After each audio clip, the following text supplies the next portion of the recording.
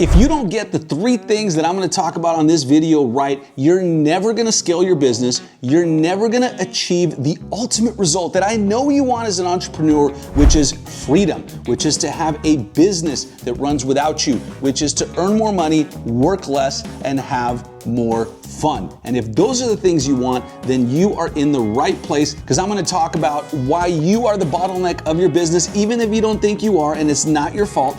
Number 2, I'm gonna talk about the 3 roles that you should never do in your business. And then number 3, I'm gonna talk about one of my favorite topics ever, the leverage ladder. Let's go.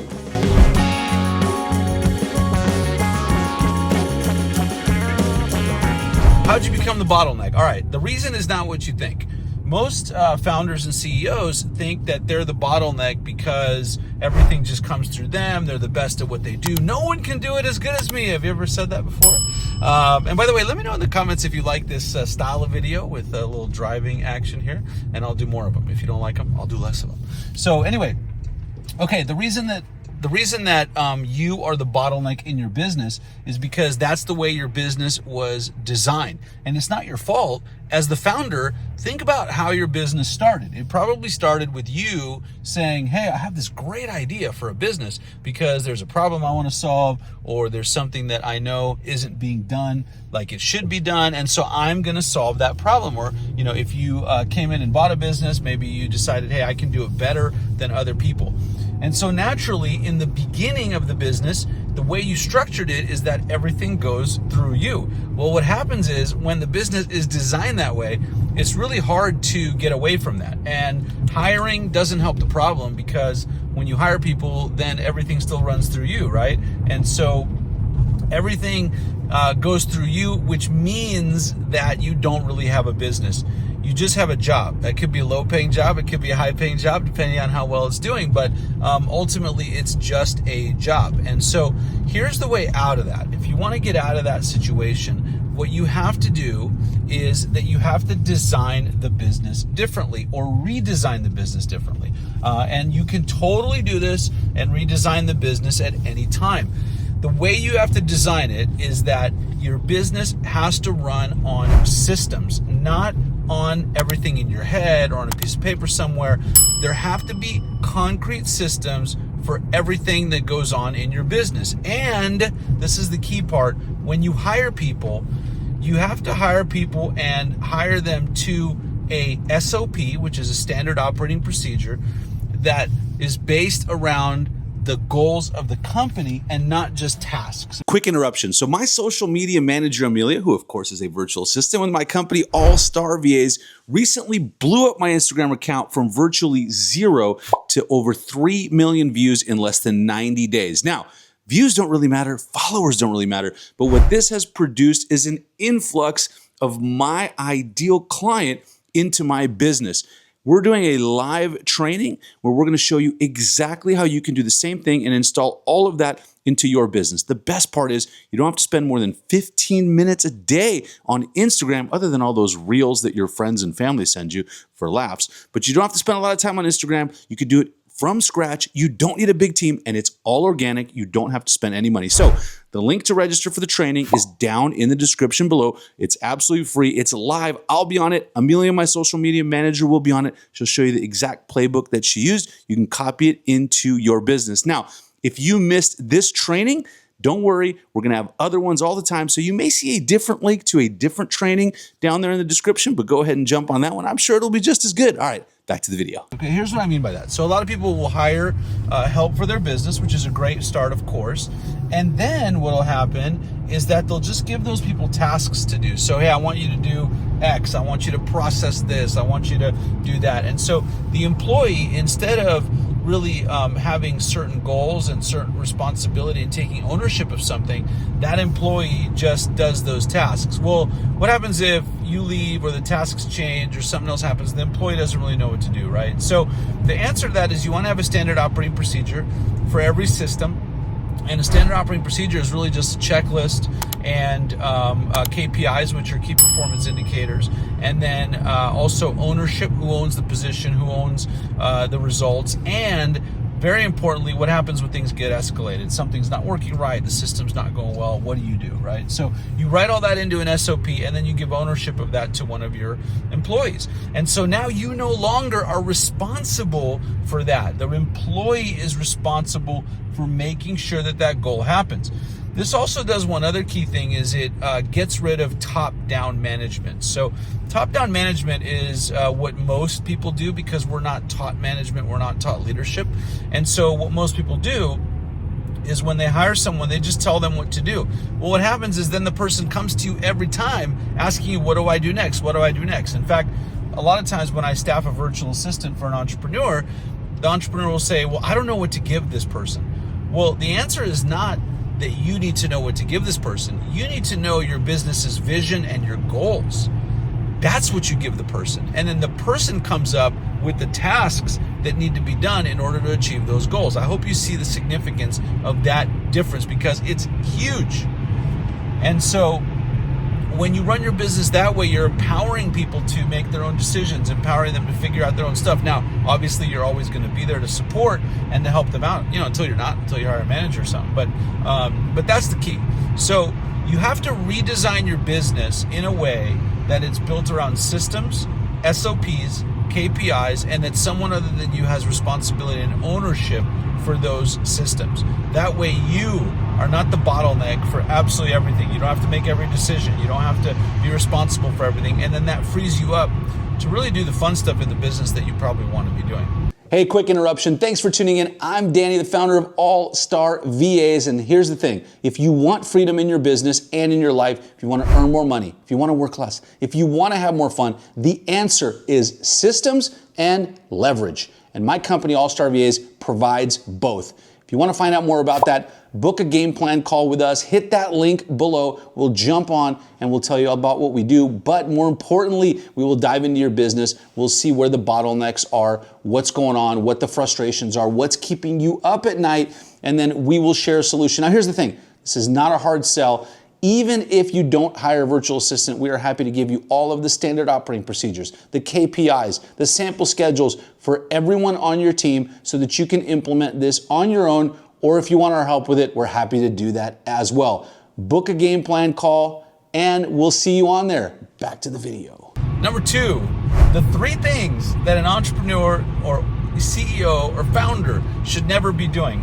And I want to illustrate this with a cool little story. So I used to have a mentor that told me this, and I thought it's so effective. I tell it in every training I do. Every time I talk about this. There's something called the doctor frame. So when you go into the doctor's office, the first thing you see there is the receptionist. And the receptionist, usually if it's their first time, gives you some forms to fill out. If you've been there before, of course, the receptionist is going to say, all right, welcome, who are you? What time's your appointment? Check you in. Then what happens?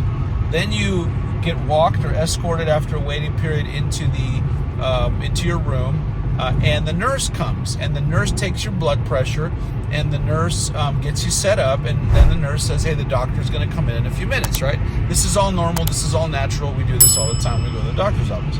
Well, I want you to imagine for a second that you walk in the doctor's office, and the doctor's sitting in the receptionist's chair at the front desk. What would you think? And my answer to what I would think is, I got to get out of here. Why the heck is the doctor also the receptionist? Well, I want you to think about how this applies to your business. It doesn't matter what line of business you're in. I want you to think about how this applies to your business, right? If you are answering the phones, if you are answering your emails, if you're scheduling your own appointments, right? What do you think your clients and everyone who's talking to you thinks about you and your business? They probably think the same thing I would think when I go to the doctor's office. Why is this guy doing this, right? Doesn't he have someone to do this? Why isn't he doing higher level stuff? And that's exactly what happens when you do the stuff that you shouldn't be doing. So the 3 things that you should never be doing. Number 1, admin work, okay? Admin work you should not be doing. Emails, schedules, appointments, phone calls, confirmations, all that kind of stuff, right? That stuff is a time drain. It doesn't make you any money, and you should not be doing it. Number 2 is, this is going to be controversial, You should not be doing your own social media. And what I mean by that is you should not be editing your videos. You should not be posting. You should not be scrolling, right? You should not be doing all those things. Someone else should be doing that for you, because the social media stuff is money making. What I mean by that is, doing social media, having YouTube videos up, having Instagram and LinkedIn or whatever your social media is, of course is going to make you money if it's done right, but you should not be the one doing it. So that's so crucial, right? And then number 3 is you should not be doing any of the, I'll call it grunt work for lack of a better word, but the research, the pulling of lists, the CRM management, the techie stuff. Like, you should not be doing any of those things. Again, they're not money making, they're busy work, and they don't make any money. So what I want you to do in your business is I just want you to write down, everything in your business that makes you money. And when I say makes you money, I mean directly leads to revenue. So as an example, my business is virtual assistant staffing. So the things that make me money in virtual assistant staffing are having calls with prospects, right, where they have a need and we can help them out. That makes me money. Number 2 is speaking on stage. I do a lot of that. That makes me money. People see me on stage, they want all the leverage that we have, and then they book a call, okay? And then, of course, number 3 that makes me money is making videos, filming like this, okay? But again, not the back end, this, right? So I want you to decide for your business what makes you money, okay? Lead generation, client calls, appointments, whatever that looks like for you, all right? And those are the things that you should be spending about 80% of your time on. Everything else should be delegated, all right? And then now let's talk about my favorite topic. Number 3 of this video is the leverage ladder. All right, so I love the leverage ladder. Here's what the leverage ladder says. Leverage ladder says that when you start delegating, when you combine number 1 and number 2 of this video, and you start delegating, you should delegate in a specific order. If you go out of order, you're going to screw up your whole business and you're just going to create more problems. And the reason why is because if you go out of order, what's going to happen is things are going to break, right? So pay attention to this order. Number 1 thing you want to leverage, get off your plate, is administrative work. I know this is a little bit redundant to what I said earlier on the things you shouldn't do, but just hear me out here. Administrative work should be leveraged out first. When we staff a virtual assistant for our clients, the first recommended hire is an executive administrative assistant. That person is going to do all your email, all of your voicemail, all your scheduling, all your appointments, right? Everything that doesn't produce revenue, that just eats up your time every day, you got to delegate to an executive assistant. By the way, executive assistant can be a super fun position because that person can also book restaurants, travel, date nights, buy presents for people in your family, whatever you want, okay? So executive admin, all right? That's the first thing you want to delegate out. The number 2 thing that you have to delegate out is fulfillment, okay? Fulfillment is in your business, the fulfilling of the actual product or service that you're selling, right? And the reason that you want to delegate that out is that you have to take yourself out of actually delivering on the product or service as quickly as you can after admin work so that you can focus on growing the business, right? On the business, for lack of a better term, not in the business. And fulfillment is a spot where you can get a lot of your time eaten up and sucked up, and you want to get out of that as quickly as you can so that, again, you can focus on all of the other stuff. All right, so I was making that video while I was driving to In-N-Out for dinner, and my cell phone storage maxed out, cell phone died, couldn't record anymore. Then I got home, we ate. It was just way too late to make the video. So I'm finishing it now. All right, we're talking replacement leverage ladder, one of my favorite topics ever. So we talked about the first rung of the ladder, your admin work, delegating that. Second rung of the ladder is, of course, your fulfillment. Now we're on to rung number 3. After you've delegated those 2, the third one is marketing. All right, so you got to get rid of marketing. I'm talking social media marketing, YouTube, email newsletters, whatever you're doing, the actual nuts and bolts of the marketing, not the filming, right? So the filming, what we're doing right here, you got to do that still for a little bit unless you want to hire that out as well. But This is where you typically will make money on the social media side, right? But actually, making the posts, editing the videos, posting them, scheduling them, all that stuff. I know that can be part of admin, but we're talking marketing needs to be the next thing that you delegate.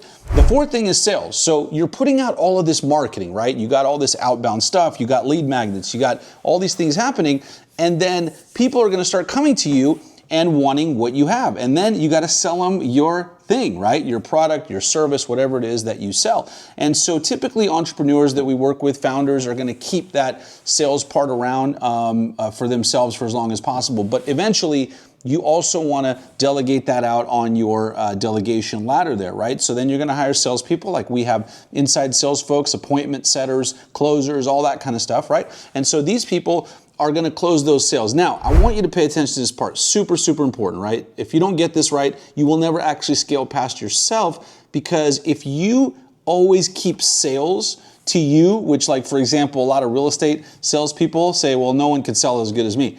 If you do that, your income will always depend on you, right? Because if you don't show up today, if you're sick, if you have to go out of town, if you're not available, if you don't feel like it, no sales are happening. You got to get past that part in your business.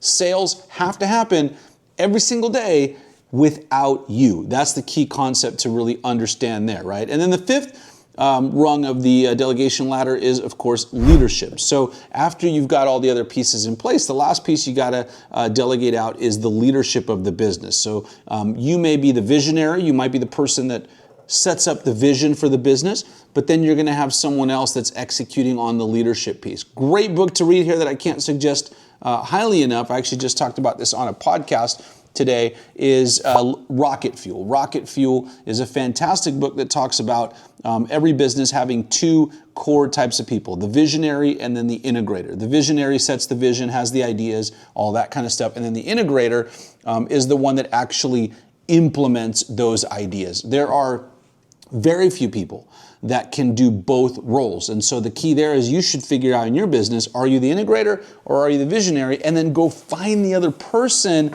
to help you escalate and achieve the success that you want. Every company you look at, Microsoft, Apple, Nike, always had that relationship, the visionary and then the integrator.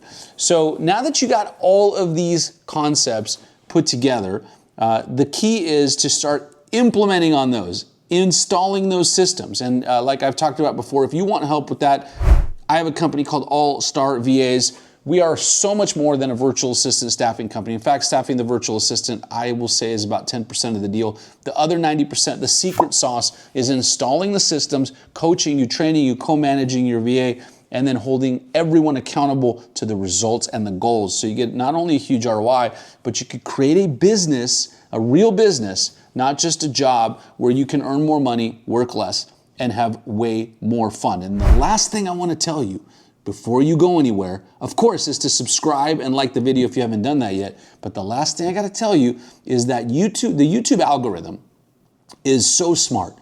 It knows, it can predict the video that you should watch next, and it's this one right here. I'll see you on the next one.